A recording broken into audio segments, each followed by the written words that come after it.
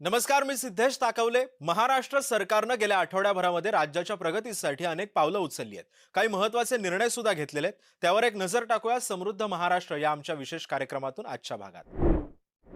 महानगरातील कायमची वाहतूक कोंडी फोडण्यासाठी मुख्यमंत्री देवेंद्र फडणवीसांनी विशेष निर्णय घेतलाय। मुंबई महानगर प्रदेशातील मेट्रो सेवेचा विस्तार केला जाणार आहे।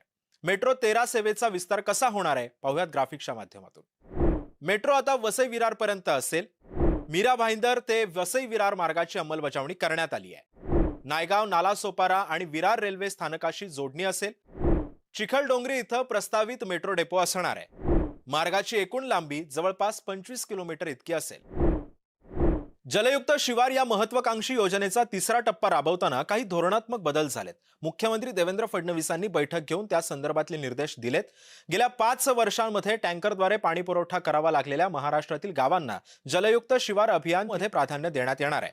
अशा गावांमध्ये जलसंधारणाची कामं तातडीने हाती घ्यावीत असे निर्देश मुख्यमंत्री देवेंद्र फडणवीसांनी दिलेले आहेत। बुलढाणा जिल्ह्यातील सिंदखेड राजा येथील राजमाता जिजाऊ यांच्या स्मारकासाठी नगरविकास विभागाच्या वैशिष्ट्यपूर्ण योजनेतून 50 कोटी रुपयांचा निधी देण्याचा निर्णय झालाय। उपमुख्यमंत्री एकनाथ शिंदे यांनी हा निर्णय घेतलाय। या निधीमुळे जिजाऊंच्या स्मारकाच्या कामाला तात्काळ गती देणं शक्य होणार आहे। आजवर स्मारकासाठी 27 कोटी रुपये खर्च झालेत। स्थानिक नगरपालिकेकडून प्रस्ताव मागवून पर्यटन विकास महामंडळाच्या माध्यमातून या कामाला गती देण्यात येणार आहे। लवकरात लवकर या स्मारकाचं काम पूर्ण करण्याचा शासनाचा प्रयत्न आहे। सिंधुदुर्ग जिल्ह्यातील पर्यटन वाढीसाठी नवा करार करण्यात आलाय। यानुसार शिरोडा वेळागर इथं पर्यटन विकासाला चालना देण्यासाठी महाराष्ट्र पर्यटन विकास महामंडळ, इंडियन हॉटेल्स प्रायव्हेट लिमिटेड आणि शिरोडा वेळागर जमीन मालक सहकारी संस्था मर्यादित यांच्यामध्ये सामंजस्य करार करण्यात आलाय।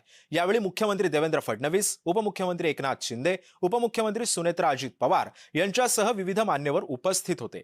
या करारामध्ये प्रकल्प परिसरातील 23 धारकांचे गाळे सुयोग्य जागी स्थलांतरित करण्यात येणार आहेत। तसंच प्रकल्पग्रस्त पात्र व्यक्तींना रोजगाराच्या संधी उपलब्ध करून देताना स्थानिकांना प्राधान्य देण्यात येणार आहे। शेतमालाला आंतरराष्ट्रीय बाजारपेठ उपलब्ध करून देण्यासाठी महाराष्ट्र सरकार पालघर इथं विशेष मेहनत घेत आहे। पालघर जिल्ह्यातील दापचेरी इथं कृषी उत्पन्न आंतरराष्ट्रीय बाजार केंद्र उभारलं जाणार आहे। हे केंद्र सुमारे 1400 एकर जमिनीवर असणार आहे। हा प्रकल्प स्थानिकांसाठी रोजगाराच्या अनेक संधी निर्माण करेल। पणन मंत्री जयकुमार रावल यांनी नियोजित प्रकल्प स्थळाची पाहणी केली। हा आंतरराष्ट्रीय कृषी बाजार महाराष्ट्रासह देशातील शेतकऱ्यांना जागतिक बाजारपेठेशी थेट जोडणारा महत्त्वाकांक्षी प्रकल्प ठरेल असा विश्वास पणन मंत्री जयकुमार रावल यांनी व्यक्त केला आहे। हा जो भाग आहे पालघर जिल्ह्यात, इथे बऱ्याच वर्षापासून जागा पडलेली आहे, डेव्हलप झाली आहे। त्यामुळे इथल्या सामान्य लोकांसाठी सुद्धा काही प्रकल्प झाला पाहिजे। इथला जो भात शेती करतात, इथे लोक जे काम करतात त्यांना रोजगाराचं साधन मिळालं पाहिजे। आणि म्हणून राज्याने भूमिकाही घेतली महाराष्ट्र सरकारने की जगामधलं, महाराष्ट्रातलं नाही, भारतातलं नाही, जगातलं सर्वात मोठी कृषी उत्पन्न बाजारपेठ ही निर्माण करण्याचा संकल्प महाराष्ट्र सरकारने केला। पुण्यातील वाहतूक कोंडी संपवण्यासाठी रिंग रोडच्या पूर्वेकडील विस्ताराला अनुमती देण्यात आली आहे। मुख्यमंत्री देवेंद्र फडणवीसांच्या अध्यक्षतेखाली झालेल्या या मंत्रिमंडळ पायाभूत सुविधा समिती बैठकीमध्ये हा निर्णय घेण्यात आलाय। या बैठकीला उपमुख्यमंत्री एकनाथ शिंदे, उपमुख्यमंत्री सुनेत्रा अजित पवार यांच्यासह संबंधित मंत्री आणि विभागाचे अधिकारी हजर होते। आता पुणे रिंग रोडचा पूर्व विस्तार कसा होणार आहे पाहूयात ग्राफिक्सच्या माध्यमातून। हा प्रकल्प 10,500 कोटी रुपयांचा असेल। सोरतापवाडी ते वर्वे बुद्रुक द्रुतगती महामार्ग उभारणी असेल। सुमारे 32 किलोमीटरच्या या महामार्गाचं काम आहे। प्रकल्पाचे 80% भूसंपादन पूर्ण झालंय। प्रकल्प जून 2029 पर्यंत पूर्ण करण्याचं नियोजन आहे। खड्डेमुक्त गणेशोत्सव साजरा करण्यासाठी राज्यातील सर्व महानगरपालिकांनी तात्काळ कामाला लागावं असे निर्देश उपमुख्यमंत्री एकनाथ शिंदे यांनी दिलेले आहेत। गणेशोत्सवाच्या पार्श्वभूमीवर राज्यातील प्रमुख शहरांमध्ये रस्त्यावर पडलेल्या खड्ड्यांचा प्रश्न सोडवण्यासाठी उपमुख्यमंत्री एकनाथ शिंदे यांच्या अध्यक्षतेखाली विशेष बैठक पार पडली।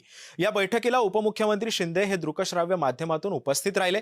यावेळी राज्यातील सर्वच प्रमुख शहरांमधून रस्त्यांवरील खड्ड्यांच्या बाबतीत अनेक तक्रारी येत असून या खड्ड्यांची माननीय उच्च न्यायालयाने दखल घेऊन ते तातडीने बुजवण्याचे निर्देश शासनाला दिलेत। त्यामुळे खड्डे तातडीने बुजवायला सुरुवात करा असं उपमुख्यमंत्री एकनाथ शिंदे यांनी सर्व मनपा आयुक्तांना सांगितलंय। महाराष्ट्र शासनाने अमेरिकेच्या क्लिव्हलँड क्लिनिक सोबत सामंजस्याचा करार केलाय। हा प्रकल्प सुमारे 1 अब्ज 20 लाख अमेरिकी डॉलर इतक्या मूल्याचा आहे। नवी मुंबई आंतरराष्ट्रीय विमानतळ परिसराजवळ तो उभारला जाईल। या प्रकल्पामध्ये एकाच ठिकाणी महत्त्वपूर्ण आरोग्य सेवा पुरवल्या जाणार आहेत. आरोग्य सेवेच्या बरोबरच वैद्यकीय संशोधन, शिक्षण आणि अत्याधुनिक तंत्रज्ञानाचा समन्वय इथे साधला जाईल. या कराराच्या वेळी अमेरिकेचे राजदूत सर्जिओ गोर यांनी मुख्यमंत्री देवेंद्र फडणवीस यांच्या प्रयत्नांचं विशेष कौतुक केलं. मुंबई आणि मुख्यमंत्री फडणवीस यांच्यामुळे महाराष्ट्राला जागतिक ओळख मिळाली असल्याचा कौतुकास्पद उल्लेख त्यांनी केलेला आहे. The AICC has chosen a very appropriate theme, redefining the India-US comprehensive strategic partnership. The real question before us is, what does that redefinition mean in practical terms?